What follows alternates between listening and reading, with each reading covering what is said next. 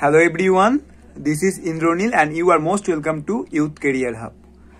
So এই মুহূর্তে আমি তোমাদের জন্য একটা লাস্ট মিনিটের ভিডিও বানিয়ে দিচ্ছি। কালকে 31 জুলাই তোমাদের ম্যাকাও CET 1 এর এক্সামটা আছে বলে।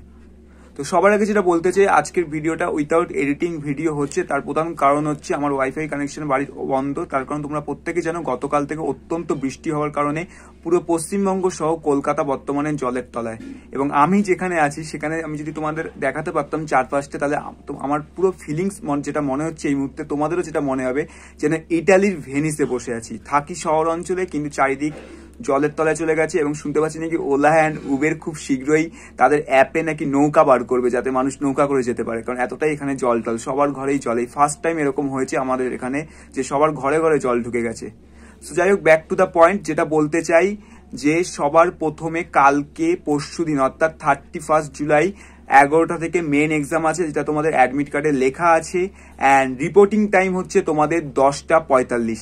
দ্যাটস মিন প্রত্যেক স্টুডেন্ট 10টা 45-এর মধ্যে কিন্তু লিঙ্কটাতে ক্লিক করবে অ্যান্ড লগ ইন করে নেবে। কেউ এরকম করো না যে 11টা কখন বাজবে আর 11টার সময় গিয়ে আমি লগ ইন হবো এবং এক্সাম দেবো, এরকম করো না। 10টা 45 রিপোর্টিং মানে 10টা 45 রিপোর্টিং টাইম, অর্থাৎ 15 মিনিট আগে এক্সামে সবাই রেডি হয়ে যাবে, বসে পড়বে নিজেদের সমস্ত জিনিসপত্র নিয়ে এবং লগ ইন করে নেবে। লগ ইন প্রসেস পুরো সেম যেরকম মক এক্সামে তোমরা করেছো। এবার তোমরা বলবে মেন এক্সামের লিঙ্কটা কখন পাবে? তো মেন এক্সামের লিঙ্ক আজকে হয়তো 30 জুলাই রাত্রি 9টার পর হয়তো তোমাদেরকে মেন এক্সামের লিঙ্কটা দিয়ে দেওয়া হয়ে যেতে পারে, অথবা কালকে সকালের মধ্যে হয়তো দেওয়া হতে পারে। আজ যদি তোমাদের মেন এক্সামের লিঙ্কটা আসতে দেরি হয়, তাহলে সিম্পলি তোমরা ম্যাকাউর যে ওয়েবসাইট আছে সেখানে যে হেল্প ডেস্ক অপশন আছে সেখানে দেখবে একটা ইমেল আইডি আছে। সেই ইমেল আইডিতে তোমরা তোমাদের কমপ্লেন করবে যে আমরা এখনো মেন এক্সামের লিঙ্কটা পাইনি উইথ তোমাদের রেজিস্ট্রেশন আইডি, তাহলে তোমরা কুইক রেসপন্স পেয়ে যাবে এবং মেলটা পেয়ে যাবে। ঠিক আছে। নাম্বার সেকেন্ড, যেটা এক্সাম চলাকালীন তো ম্যাথামেটিক্স আছে, তাহলে কি আমরা রাফ পেপার ইউজ করতে পারি? হ্যাঁ, রাফ পেপার ইউজ করতে পারি। নাম্বার থার্ড পয়েন্ট হচ্ছে আমরা কি ক্যালকুলেটর ইউজ করতে পারি? সো আমার অ্যান্সার হচ্ছে নো, আমরা কোনো প্রকারের ফিজিক্যাল ক্যালকুলেটর ইউজ করতে পারবো না। বাট ম্যাকাওর ওই মেন এক্সামের যে ওয়েবসাইট আছে সেখানে তোমাদেরকে ভার্চুয়াল ক্যালকুলেটর প্রোভাইড করা হবে, যেটা গত বছরে দেওয়া হয়েছিল, এই বছরও আই হোপ দেওয়া হবে।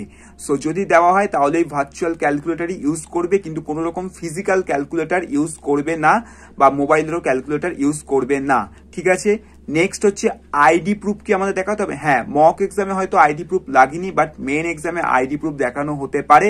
তার প্রধান কারণ হচ্ছে অ্যাডমিট কার্ডে লেখা আছে। সো প্রত্যেকে 15 মিনিট আগে অর্থাৎ 10টা 45-এর রিপোর্টিং টাইমের সময় নিজেদের সামনে যে আইডি প্রুফসগুলো আছে সেগুলো নিয়ে রাখবে। অ্যান্ড অতি অবশ্যই যে আইডি প্রুফসগুলো দেখাবে সেগুলো যেন তোমার অরিজিনাল কপি হয়, কোনো রকমের জেরক্স কপি কিন্তু দেখাবে না।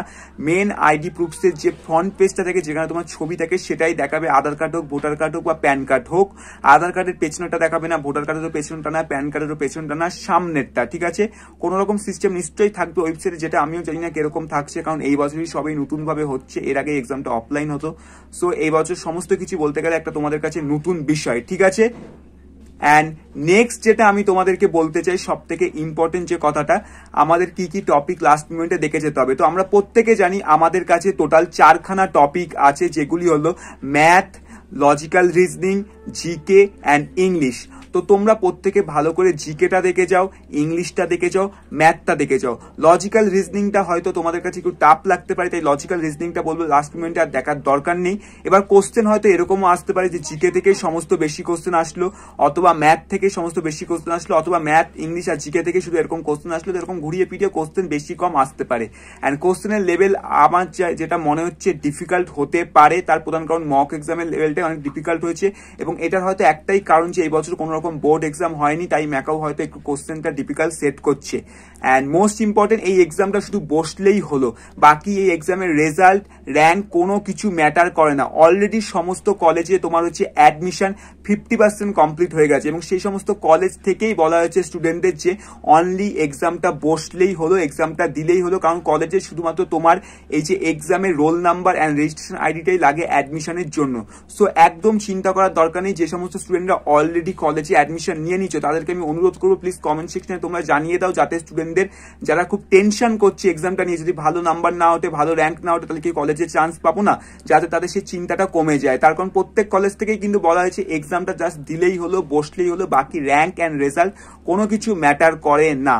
ঠিক আছে। সো আই হোপ তোমাদের সমস্ত ডাউট ক্লিয়ার হয়ে গেছে। আজকে 9টার পরই হয়তো মেল চলে আসতে পারে, বারবার মেলটাকে চেক করবে, নিজেদের মেলের গিয়ে ইনবক্সের মধ্যে মেলটা পাওয়া যায় রিফ্রেশ করবে, অথবা ইনবক্স না পেলে স্প্যাম ফোল্ডার বলে আমাদের একটা জিমেলে থাকে, সেখানেও একবার দেখবে এসেছে কিনা। না আসলে তো বলেছি কমপ্লেন জানাবে, ম্যাকআউট যে আমাদের হেল্প ডেস্ক অপশন আছে সেখানে ইমেল আইডি পাবে, সেখানে রেজিস্ট্রেশন নাম্বারটা সহ তোমার কমপ্লেনটা তুমি জানিয়ে দেবে, তুমি পেয়ে যেতে পারো, ঠিক আছে।